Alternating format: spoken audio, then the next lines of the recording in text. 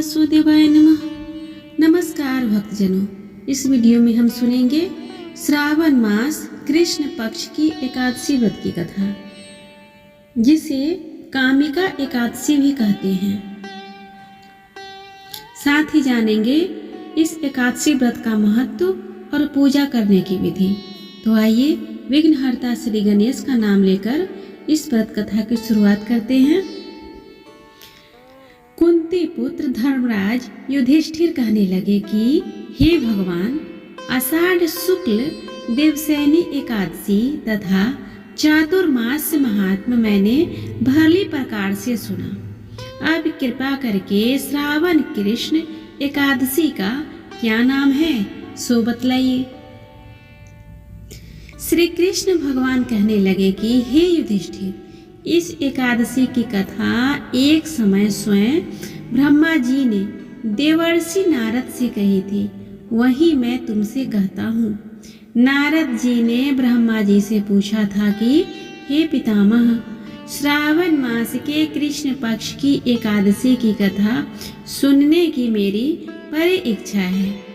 उसका क्या नाम है, क्या विधि है और उसका महात्म्य क्या है, सो कृपया करके कहिए।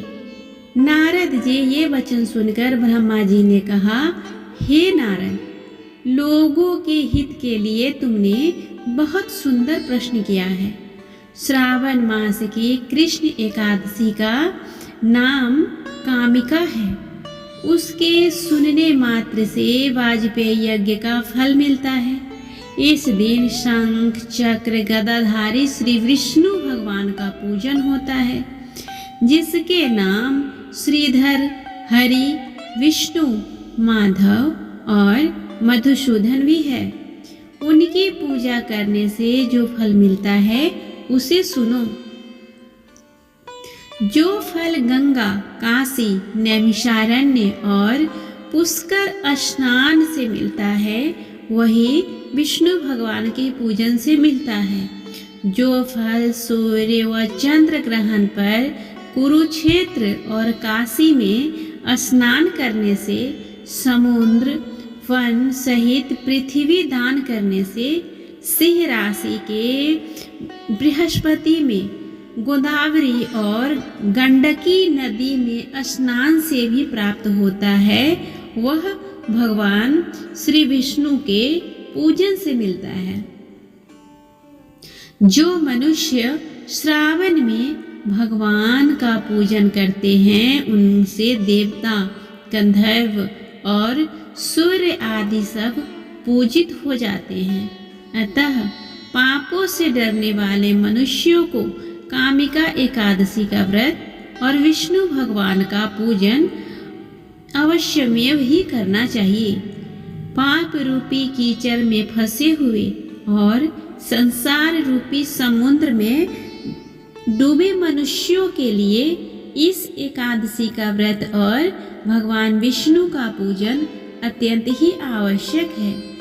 इससे बढ़कर पापों के नाशों का कोई उपाय नहीं है। हे नारद, स्वयं भगवान ने यही कहा है कि कामिका व्रत से विष्णु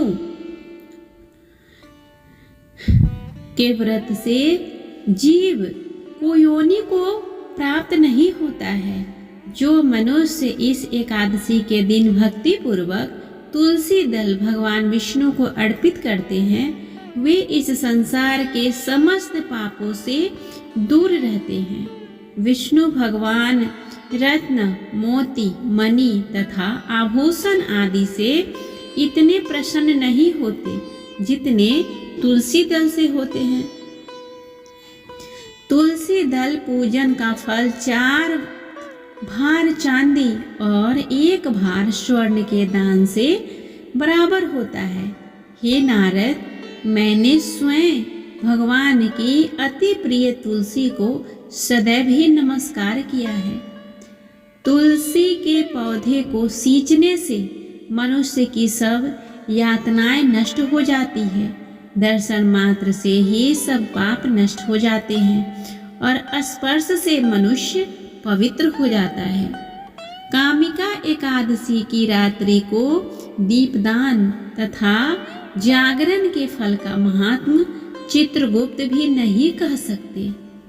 जो इस एकादशी की रात्रि को भगवान के मंदिर में जाकर दीपक जलाते हैं, उनके पितर स्वर्गलोक में अमृत पान करते हैं तथा जो घी या तिल का दीपक जलाते हैं वे 100 करोड़ दीपकों से प्रकाशित होकर सूर्यलोक को जाते हैं। ब्रह्मा जी कहते हैं कि हे नारद, ब्रह्म हत्या तथा भ्रूण हत्या आदि पापों को नष्ट करने वाली इन कामिका एकादशी का व्रत मनुष्य को यत्न के साथ करना चाहिए। कामिका एकादशी के व्रत का महात्म श्रद्धा से सुनने और पढ़ने वाला मनुष्य सभी पापों से मुक्त होकर विष्णु लोक को जाता है। आइए अब हम सुनते हैं कामिका एकादशी व्रत की कथा। एक गांव में एक वीर क्षत्रिय रहता था। एक दिन किसी कारणवश उसकी ब्राह्मण से हाथापाई हो गई और ब्राह्मण की मृत्यु हो गई। अपने हाथों मारे गए ब्राह्मण की क्रिया उस क्षत्रिय ने करनी चाहिए, परंतु पंडितों ने उसे क्रिया में शामिल होने से मना कर दिया। ब्राह्मणों ने बताया कि तुम पर ब्रह्म हत्या का दोष है, पहले प्रायश्चित कर इस पाप से मुक्त हो, तब हम तुम्हारे घर भोजन करेंगे। इस पर क्षत्रिय ने पूछा कि इस पाप से मुक्त होने का क्या उपाय है। तब ब्राह्मणों ने बताया कि श्रावण मास के कृष्ण पक्ष की एकादशी को भक्ति भाव से भगवान श्रीधर का व्रत एवं पूजन कर ब्राह्मणों को भोजन करा के सदक्षिणा के साथ आशीर्वाद प्राप्त करने से इस पाप से मुक्ति मिलेगी। पंडितों के बताए हुए तरीकों पर व्रत कराने वाली रात में भगवान श्रीधर ने क्षत्रिय को दर्शन देकर कहा कि तुम्हें ब्रह्म हत्या के पाप से मुक्ति मिल गई। इस व्रत के करने से व्रती को ब्रह्म हत्या आदि के सभी पाप नष्ट हो जाते हैं और इहलोक में सुख भोग कर प्राणी अंत में विष्णु लोक को जाते हैं। इस कामिका एकादशी के महात्म्य के श्रवण व पठन से मनुष्य स्वर्ग लोक को प्राप्त करते हैं। इस तरह हमने सुना कामिका एकादशी व्रत की कथा, पूजा विधि और इसके महत्व के बारे में। उम्मीद करती हूँ आप लोगों के लिए ये जानकारी बहुत ही महत्वपूर्ण रहा होगा। अगर अच्छा लगे तो प्लीज़ मेरे वीडियो को लाइक और शेयर करें, साथ ही चैनल को भी सब्सक्राइब कर लें और बेल आइकन को दबाना ना भूलें, ताकि जब भी मैं इस तरह का वीडियो अपलोड करूं उसका नोटिफिकेशन सबसे पहले आपको मिले। तब तक के लिए भगवान श्री हरि विष्णु आप सभी पे अपनी कृपा बनाए रखें। श्री कृष्णा।